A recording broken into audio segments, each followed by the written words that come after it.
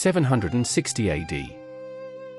Kinich, the Ajaw of Dos Pilas, stood before his council, not with plans for retreat, but with a decree for war, a desperate gamble to feed his starving city. His face, etched with the weight of generations, betrayed no hint of an army already tightening its grip, unseen. For centuries, the textbooks whispered of a sudden, inexplicable vanishing, but Kinich's defiance hints at a deeper, more brutal truth. The ancient Maya, a civilization synonymous with monumental temples, intricate calendars, and an enduring mystery appearance. But the story we've been told, of a people who simply vanished into the jungle, is a convenient fiction, one that strips away the profound complexities of their 3,000-year saga. The true secrets of the Maya lie not in their absence, but extraordinary resilience, their capacity for brutal adaptation, and the forces that truly shaped their destiny.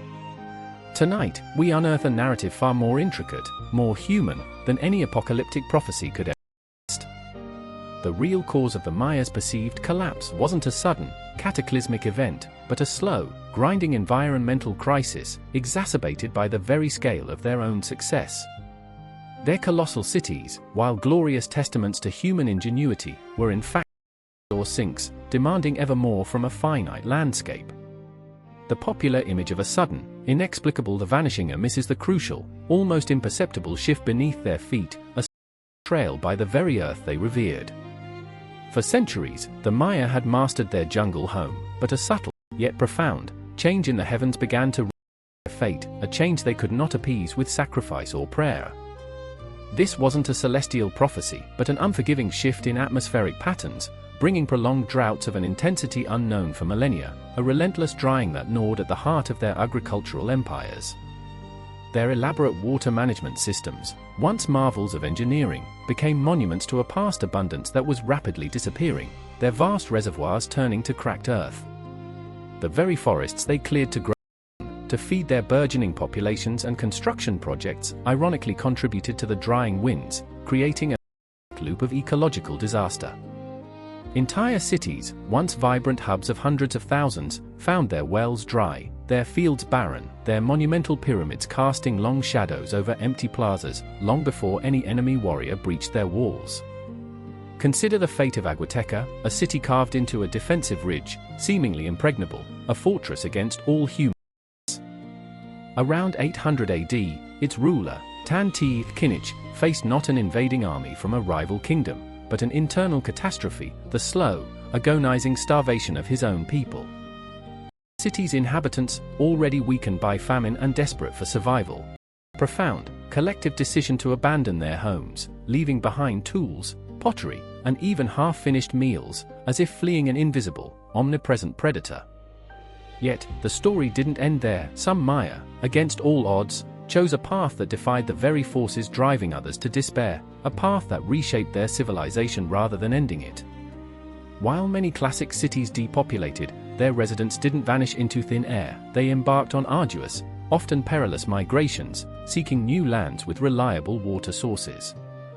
They adapted, shifting their focus to smaller, more sustainable settlements, often along coasts or perennial rivers, trading the grand plazas and monumental architecture dispersed communities, a profound recalibration of their entire civilization.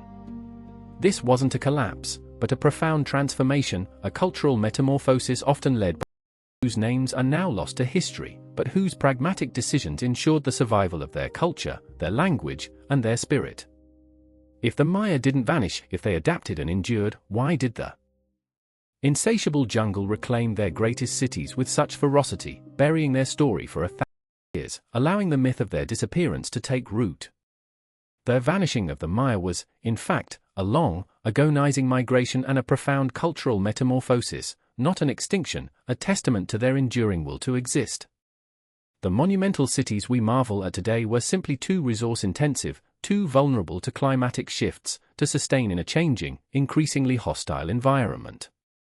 The Maya didn't disappear, they simply moved, decentralized, and evolved, their descendants thriving in new forms, their languages and traditions persisting against the tides of time and colonial pressures, a living legacy. The true secret of the Maya isn't their end, but their extraordinary capacity for reinvention, a silent testament to human resilience in the face of overwhelming environmental upheaval, echoing through the rainforests and the modern world even today. The question of the Maya's vanishing ceases to be a mystery of disappearance, but one of profound adaptation and survival. What lessons does their long, complex saga offer us, as our own world grapples with shifting climates and resource strain?